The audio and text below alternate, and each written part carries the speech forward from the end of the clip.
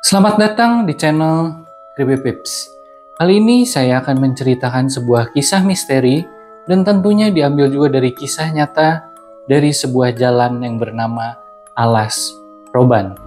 Tapi sebelum kita lanjut ceritanya, silakan kalian klik subscribe agar cerita saya bisa menemani malam-malam kalian. Jadi kita mulai aja ceritanya. Kisah nyata ini terjadi di tahun 1996 saat seorang pengendara motor harus melintasi kawasan Alas Roban dari Tegal menuju Surabaya. Kisah ini bukan sekedar omong kosong, dan lu semua bakal ngerti kenapa Alas Roban disebut sebagai tempat angker. Malam itu, sang pengendara motor, sebut saja namanya Andi, sedang melakukan perjalanan yang seharusnya biasa saja. Tapi karena dia harus menempuh rute panjang, dia nggak punya pilihan lain selain lewat Alas Roban. Waktu itu jam udah nunjukin pukul 12 malam, dan nggak ada penerangan sama sekali di sepanjang jalan, di mana sisi kiri dan kanan jalan tersebut dipenuhi dengan pepohonan. Kebayang dong gimana seremnya? Suhu udara yang sangat dingin dan angin malam yang bertiup dari sela-sela pepohonan di hutan bikin suasana menjadi semakin mencekam. Serasa kayak ada yang ngeliatin lu dari balik pepohonan, tapi lu nggak bisa ngeliat mereka. Andi yang menggunakan motor terus saja fokus ke jalan, berusaha mengabaikan perasaan gak nyaman yang mulai merayap ke dalam tubuhnya, sekalipun ia menggunakan jaket yang cukup tebal untuk mengusir hawa dingin.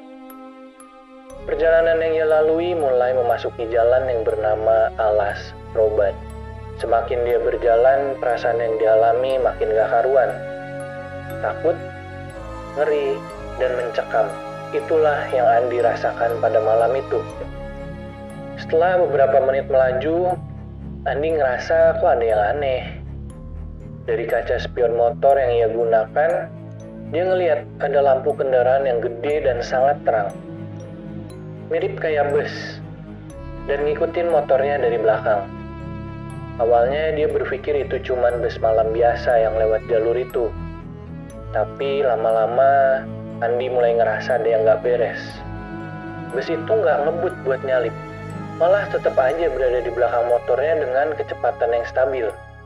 Ketika Andi mencoba untuk memelankan motornya, Andi mulai gugup dan ketakutannya semakin menjalar di atas tubuhnya. Merinding, itulah yang dia rasakan di kala itu. Tapi dia berusaha tetap tenang dan gak panik. Semakin lama, bus itu terasa semakin dekat, seakan-akan mulai mengejar dan ngikutin dia. Andi yang udah gak tahan akhirnya beraniin diri buat nengok ke belakang. Nah, ini dia kesalahan fatal yang sering jadi warning buat para pengendara yang lewat Alas Roban. Banyak banget orang bilang lu gak boleh nengok ke belakang, karena akan ada hal buruk yang bakalan terjadi. Dan bener aja. Pas Andi ngeliat ke belakang, dia kaget setengah mati. Yang dia lihat dari depannya bukan lampu bus malam biasa, melainkan itu merupakan lampu dari bus tua, kayak peninggalan tahun 70-an gitulah. Yang kondisinya udah mulai usang banget. Catnya udah pudar, lampunya redup, dan bus itu kelihatan kayak baru keluar dari tempat pembuangan rongsokan. Seketika itu Andi juga sempat melihat kursi di depannya, hanya ada siluet bayangan hitam. Penumpangnya? Andi kebingungan apakah itu penumpang atau bahkan tidak ada penumpang sama sekali. Yang kelihatan cuma bayangan-bayangan hitam duduk kaku di depan bus itu. Andi sekelibat merasakan hawa dingin saat melihat pemandangan itu. Gak ada babi bu bebo, Andi langsung ngegas motornya secepat mungkin. Tapi herannya, bus tua itu juga ikut ngejar Andi dengan kecepatan yang gak kalah sama motornya. Andi makin panik, dan jaket di tubuhnya yang digunakan untuk melindungi dari hawa dingin sudah tidak ada efeknya lagi. Badannya semakin menggigil dan suasana mulai mencekam. Jalanan yang berkelok-kelok dan gelap itu semakin nambahin rasa takutnya Andi. Tiap kali dia nambah kecepatan, bus itu juga nambah cepet. Seakan-akan bus itu nggak mau ngelepasin dia. Bus itu terus saja di belakangnya. gak pernah mundur atau nyalip.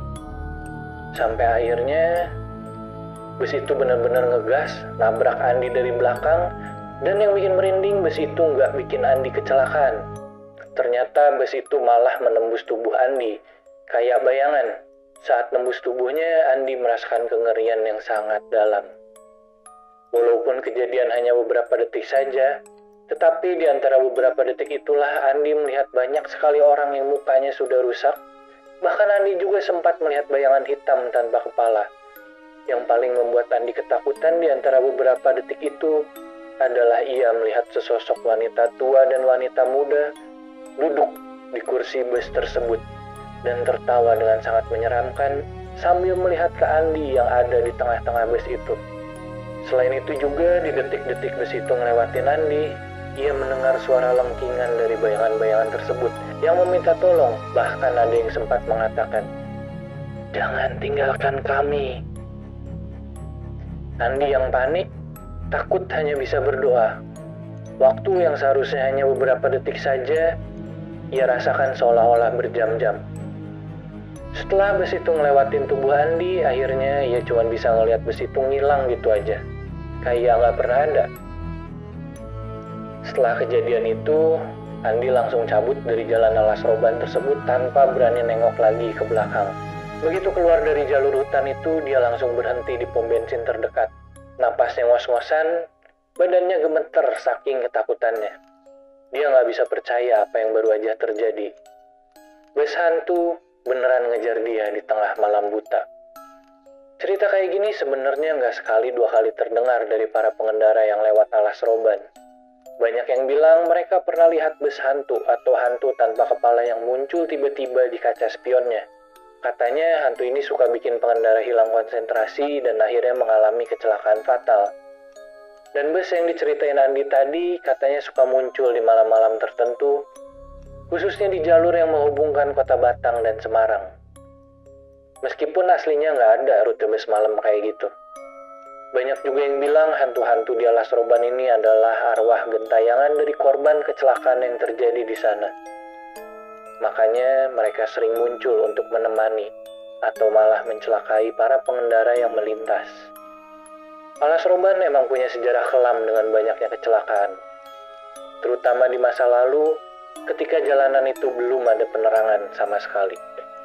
Jadi itulah cerita horor dari alas roban, sebuah tempat yang sampai sekarang masih menyimpan banyak misteri. Kalau lu lagi ngelewatin jalur itu, terutama pas malam hari, hati-hati aja. Jangan sampai lu jadi korban berikutnya yang diceritain di sini. Dan ingat, kalau lu lihat sesuatu yang aneh di jalan, jangan panik, tetap fokus, dan kalau bisa, jangan pernah nengok ke belakang. Gue yakin setiap jalan punya cerita mistisnya masing-masing. Tapi cerita dari alas roban ini emang beda. Buat yang udah pernah ngalamin, pasti ngerti gimana seremnya. Tapi buat yang belum pernah, mending siapin mental kalian kalau suatu hari kalian harus melewati alas roban. Sekian cerita misteri dari saya. Jangan lupa klik subscribe agar kalian mendapatkan update terbaru cerita misteri berikutnya. Dan tidak lupa juga jika kalian suka dengan video saya, silakan klik like dan share. Sampai jumpa di cerita misteri berikutnya.